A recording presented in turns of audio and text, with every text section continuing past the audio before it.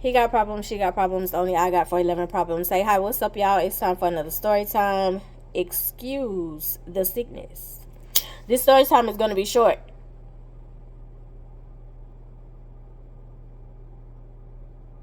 With that being said, welcome to the Nurse Line.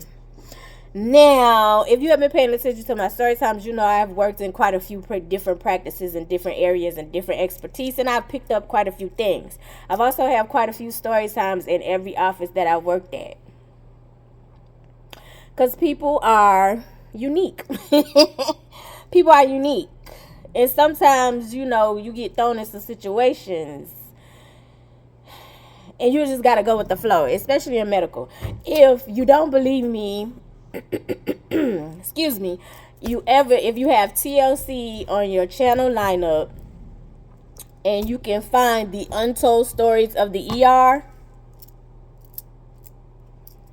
that should help you, you know, believe that certain things happen in the medical field and sometimes places and certain things and certain stories. If you're not there, you wouldn't believe it. Go watch. Go watch. Absolutely love the show. 10 out of 10. Highly recommend. Anyway, so let's get into it. So this particular office, I'm working at the OBGYN office. This office is actually no longer, it's not there. She's retired. The doctor's retired. She's retired. So, of course, and I also know not to name patients. Duh. Anyway, so my job was, okay, actually, I interviewed for this practice twice. The first time that I interviewed, she hired somebody else. Not the doctor, but the office manager. The office manager hired somebody else. So I didn't get that position. During that time, I think I was the refill tech and working at the family practice. And then after the family practice, she ended up calling me again and came in for an interview,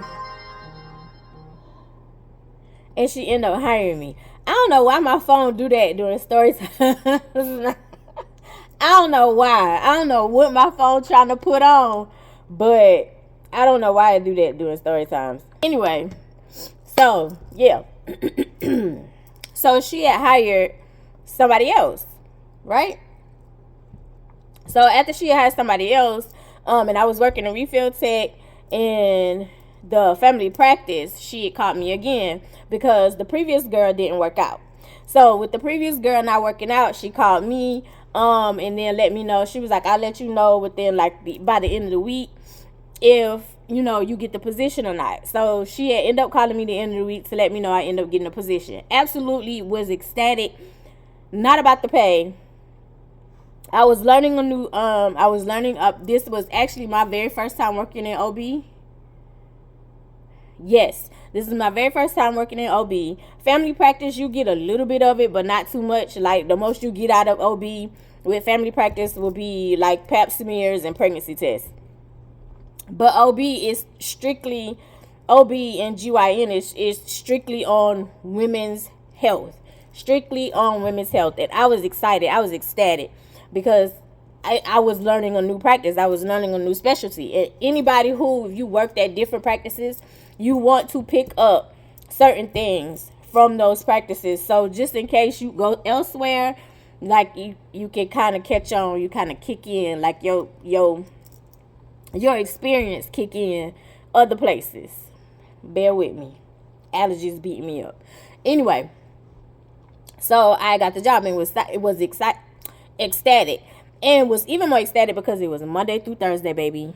Monday through Thursday. My Friday was my Thursday. I was ecstatic, baby. When I tell you, on Thursday, all of us was walking out that door. The office was small because once the doctor was done, most of the time she was up out of there. After she did like her dictation, she was out of there. But us, like, most of the time she was like, y'all can stay till like 3:30, and sometimes she be like, y'all can go ahead and go. We will be out of there. Out of there, baby. We'll be excited because we knew we weren't coming back Friday. And we had a 3-day weekend every week. So, anyway, once I got hired and I got put on, so she was like, my job was check in. And so she was like, your job is check in and you're also responsible for the nurse line. So basically I vetted the nurse line and advice, of course. Certain things I could give out, certain things I can't. With me being a medical assistant, if I was a nurse, I could give out more, but there were certain things that I could give out and there's certain things that I can't. So it was mostly me vetting the nurse line. So the girl previous was removed from the job because she wasn't doing a very good job when it came down to vetting the nurse line. So I had been there literally, I would say, I had been there for 3 months. So 3 months, I had, kicked over the probation period. They were very happy with me being there. They were happy with the choice. They were extremely happy with my OCD, especially the doctor, because she's very particular herself. So they were extremely happy with my OCD because it was very rare that I make a mistake. I'm very meticulous. I'm very peculiar. I'm very particular about my job. I just am. And that's just not just my job. That's just a lot of things. Certain things just have to be in order. I'm not, anyway, certain things just have to be in order. And just certain things have to be done. And it flowed for the office. It worked better for the office. So this one particular day, the nurse line rings. And usually when you call, the automated system will pick up. And it'll ask you if you need the nurse line. You hit a certain option. And it'll take you straight to actually leave a voicemail. Because they don't want you to... She didn't want the nurse line taking over or invading into the appointments, if that makes sense. She wanted to keep the lines clear for appointments, and the nurse line, time you see a message the red light pop up, you automatically supposed to check it to see what's going on. You don't wait, because it's constantly flashing in your face. So we had went to lunch, and when we came back, the light was flashing. I was like, dang. I was like, dang. So I, went to the line and checked the messages. And sometimes it's hang-ups. Sometimes it's appointments. Sometimes people need I need an emergency appointment. But you also have to vet. Sometimes it's if they can't get somebody, they leave messages on the nurse line. I need a refill for my birth control. Sometimes it's not really a nurse line question, is what I'm trying to say. So a lot of it was hang-ups, not really nurse line questions. I could transfer if it was refills, which would go to the office manager. I would just shoot it over to her inbox. But it was one message in there for the nurse line, and so the lady had called and she was like, it's very important, please call me back. I think I'm prolapsing. I'm gonna put in what that means.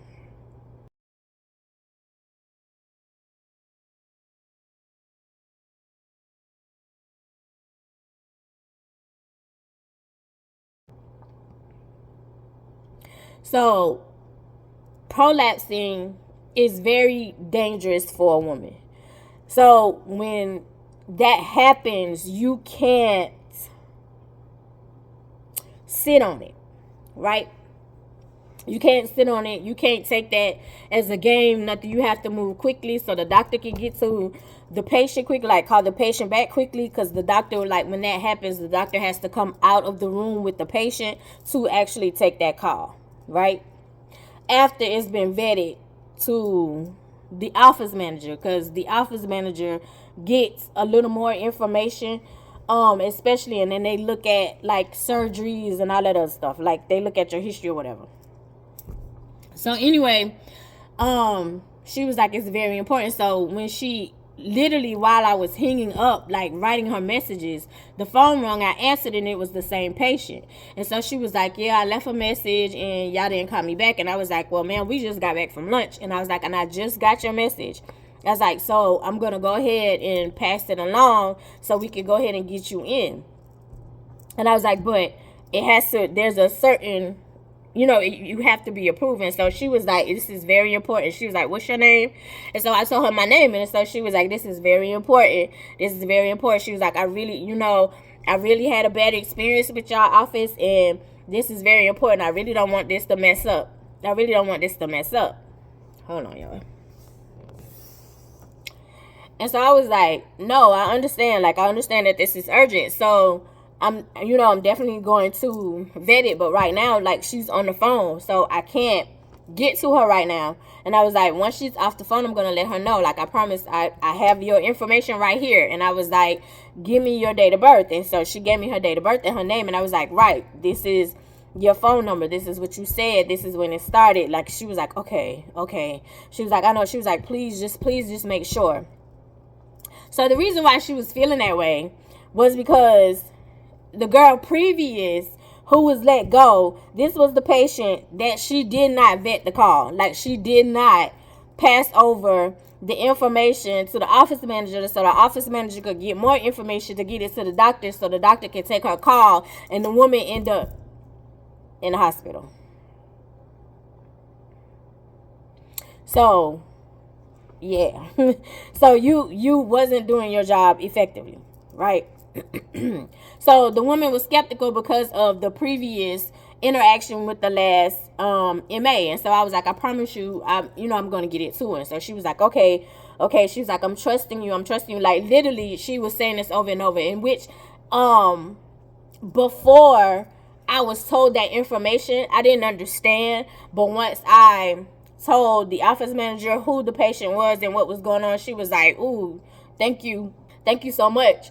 She was like, because we almost lost this patient, meaning lost from the practice, and also medically wise, because you did not do your job, the previous MA, and which is very serious. And so she was like, so we're really trying to win her trust back. And so she was like, so I appreciate you moving quickly and staying on top of that. And so after that, after the doctor came out of the office and, got on the phone and talked to her, like, they handled that situation. All right. So again, I would get phone calls. I would get certain phone calls, certain things. Birth control, having issues, have sores, discharge, etc. Where I'm gonna need an appointment because you have to explain what's going on, especially if you're trying to get an emergency appointment. And so you usually call the nurse line, because if it's something that we can't, that you can't get over the counter, or if I've tried that already, I need to come in, because a lot of people don't want to pay their copay. They, you know what I'm saying? Like, I get it. I'm in medical and I don't like going to the doctor. So I get it. So I would say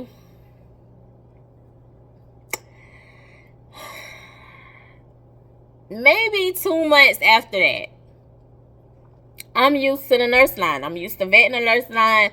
They're used to me. They had started to the point where they were saying, hey, Angel, instead of, hey, this is such and such and such. They would say, hey, Angel, this is whatever patient, I need a refill, or can you vet, this is important, can you call me back right away, hey, is it possible, can I get an emergency appointment? Like, they had gotten used to me vetting the call, especially that patient came in and she was very grateful. She was like, thank you, I appreciate you for like getting me in because of her previous experience. Again, once I found out what happened to her, I completely understand, because it's like, girl. And lo and behold, the reason why she like, it wasn't just that patient. She really wasn't doing her job. Most of the time she was in the mirror. She was in the mirror singing. Like, she really did not do her job. Girl. Anyway, so lo and behold, I get another patient. And the patient calls and she left a message. And so I called the patient back and I was like, oh, you know, hi, this is Angel from Classic OB. Not the name. From Classic OB. And, you know, I'm returning your call. Can you tell me, like, the symptoms and what's going on? And so she was like, yeah, like, I've had this smell for a good week and a half, and I don't know where it's coming from. I don't have discharge. I'm not on my monthly. Monthly is period. I'm not on my monthly. You know, she was like, and I haven't been sexually active. Like, I don't know what's going on. I don't know where this smell is coming from. So I need an emergency appointment. And so I was like, now, when it smells like that, there are so many factors. You already told me that you're not sexually active. I can take that with a grain of salt. Or, and the reason why I say that is because a lot of times, especially us as women, once there is a smell, if you are sexually active, 9 times out of 10, that means your person is cheating. But not necessarily. Because if you changed your soap, not only the soap that you bathe with, your laundry detergent, sometimes it could be the lotion that you put on. Sometimes it could be the body wash that you use. Sometimes it could be the lotion that you put on there. Sometimes it could be the perfume. Sometimes it could be medication. It could be so many factors that can throw off your pH and give you a smell. It's not always necessarily your partner.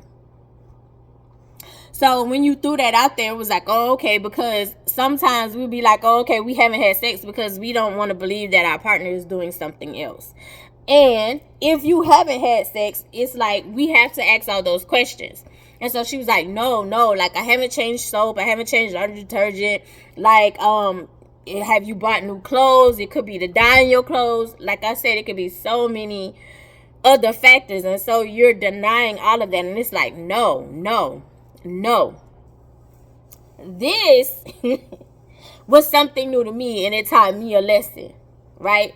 Because it was one question that I did not ask. So I was like, well, okay, I vetted as much as I can vet this call. Let me talk to the office manager who would decide whether I'm putting you in for an appointment, for an emergency appointment or not. And so, like, I would literally have to discuss, like, hey, this is what's going on. This is what this is. This is what this is. Or she would take over the call. And so I told her, like, I went to her and I put because she had called in, so I put her on hold. And at this point in time, the office manager was available. And so I was like, well, you know, I vetted. I've asked her all the questions that we normally ask. She said she's not sexually active, and we both look at each other because we know, especially dealing with teenagers as well, like you could be like, oh, I'm not sexually active, and then when you come in, you have an STI or an STD. So it's like, you know, like we give each other a look. And so I was like, I'm vetting. Like I was like, I've asked about soap. She said nothing in her routine is different. And so she was like, did you ask her if she left the tampon inside of her? And I gave her a look.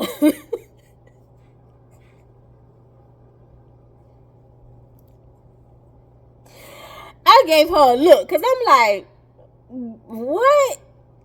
And so she said, yes. Did you ask her if she forgot? Like, she forgot the tampon inside of her. She said, you know, because sometimes some women do that. Like, you forget. You know, like, you forget. She was like, some women forget to take the tampon out.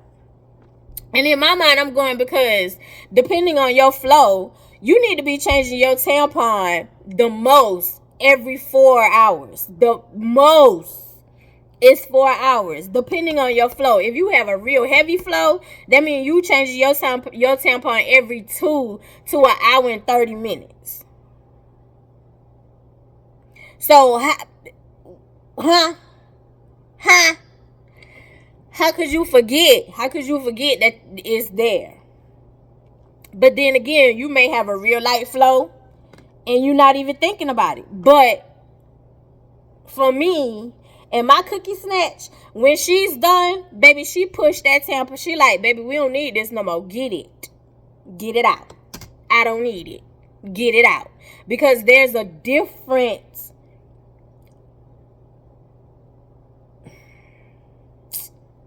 moisturization type situation going on. Like, she like, it ain't nothing for this, goodbye. When you are sexually active, your body working correctly, your hormone levels are correctly activated, there's a different lubrication. Urinating is different. Like, there's different fluids and different levels for each thing. So I'm going, in my mind, ain't no way. Ain't no way. You said you had this smell for a week. Ain't no way. But okay, I'ma call back and I'ma ask her. And so she said, okay, because again, like I said, I vet the call. So if it's not an emergency or something that's extremely escalated, the office manager doesn't take the calls. I do. Like, birth control refill, like, she does none of that. That's all me. Again, if it's an emergency appointment, she has to vet that to make sure like it's going on the doctor's schedule, because the doctor is very specific about her schedule and she wants to be done at a certain time. So if she's not done at a certain time, she looking at this schedule, it's like, who put this person in here? You got it better be a reason that you added this person on. So I was like, okay, I'm gonna call her back. So she was like, yeah, you call her back and ask her that. So I called the number back and I called the patient back and I was like, hi, she didn't answer the phone because clearly she was at work. And I was like, hi, this is Angel from Classic OB. I'm calling back and there's one more question that I need to ask you before I give you an appointment. Is it possible that you can give me a call back? So she didn't call back before I left, because when I got in the next morning, the office manager was like, she didn't call back when you was here, she called back when I was here. And she was like, she said no, like she answered your question. She was like, well, she called back to ask for you. And she was like, do you know what she wanted to ask me? And I asked her. And I was like, oh, okay. And what did she say? And so that's when she was like, no. She said no. Like, no. And I was like, oh. And so my office manager was like, she was like, yeah, she got offended. And actually, she was like, what kind of stupid woman would I be? Like, that's crazy. No, there's no way that I actually forgot that. And then she was like, and we're talking about a tampon. The string would be hanging out. I would know, like, I would actually see it. Now, depending on, as I stated, depending on your flow, if it's light and that's like, it's a light tampon is literally like a snap. It's not really big because it's light, so it's not really getting that. That's literally like your days for when it's going off, or again, unless you have a light flow. So she was like, no, like, how did, like, she was offended, like the lady was offended. And I was like, oh wow. So she was like, yeah. So she was like, so yeah. She was like, I don't know what to tell her. She was like, because she was like, that's not an emergency appointment. So basically you would have to get like the next available, and you feel like we're not giving good care. And so of course, when you feel like we're not giving good care, we always offer, you can go to urgent care. There are walk-in clinics, there are 24-hour walk-in clinics that you could go to find out like what's going on. And so she was like, what kind of man? She was like, I want to see, what is that to tell a patient? I want to see my doctor. Like, that's crazy. So I would say like 2 days later, she calls back and she had left a message. Like, the light was flashing. So I got back from lunch, light was flashing, and I went through checking the messages. And so she was like, hey Angel, this is Forgetful. This is Forgetful, And I wanted to call back to let you know, like, and also apologize to the office manager. And so she was like, I don't have to talk to her directly. I just need you to pass on this message. She was like, I actually sat down, took my time, and the office manager was right. I forgot. I left the tampon inside of me. That was the smell.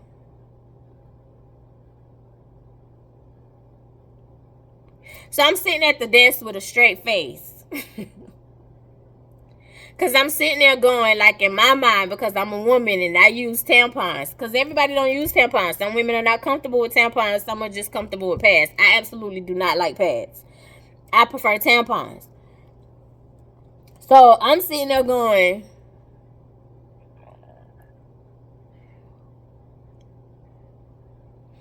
and so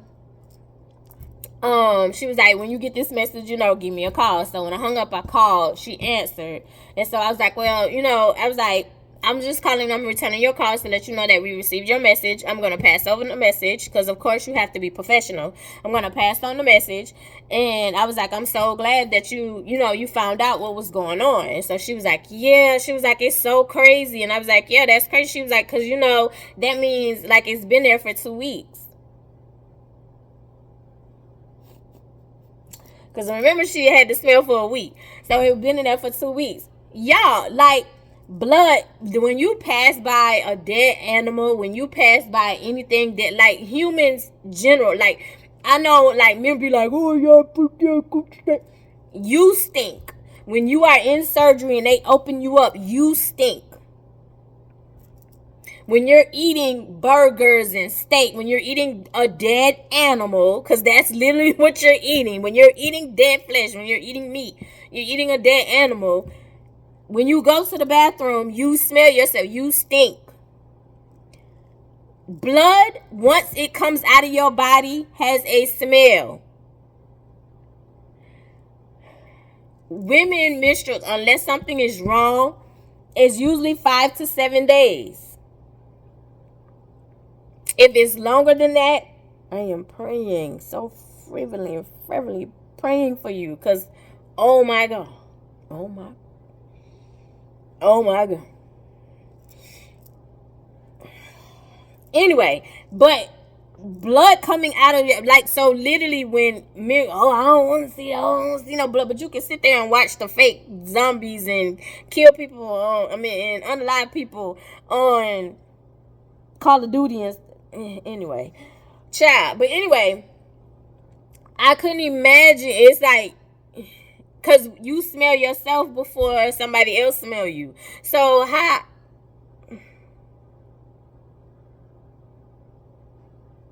So I was like, okay. I was like, well, I'm so glad that you figured out the problem. And I was like, I'm so glad we were able to help you figure it out. And so she was like, yeah. She was like, so will you pass on the message? I said, of course I will. So when I hung up, like, I'm still sitting there and I'm processing because I'm like, how did you forget? Anyway, so I went into the office manager and I was like, Forgetful called and she wanted to apologize to you because you were right. She found the tampon. And so my office manager was like, And I was like, you're saying this like this is not the first time. She said it's not. She said, it's your first time hearing that? Yes. And that's how I said, like, when you go to certain offices, pick up on, if you have an opportunity to be trained or to learn certain things, do that. Depending on the office, child. Depending on the office. Because some offices, you learn certain stuff and then they feel like you're responsible for it. Yeah. So it depends on the office. But anyway, yeah, I was shocked. And I was like, yeah, that's my first time ever hearing that. I've never heard a female say, oh, yeah, I forgot to take my tampon out, because that pad is that pad is definitely a reminder, because y'all don't know how y'all do pads, to be honest. That pad is a reminder, honey. I've never used the underwear. They say you're not supposed to leak in the underwear, but I've never used the underwear. I've seen quite a few people use them things, but I don't know. But anyway, so yeah, so that is the story time of the nurse line. Told y'all it was short. that is the story time of the nurse line. So interesting. I love you the most because you're definitely the dopest in real life. And go check out the untold stories of the ER. I promise you, you won't be disappointed. I'll see you in the next one. Bye.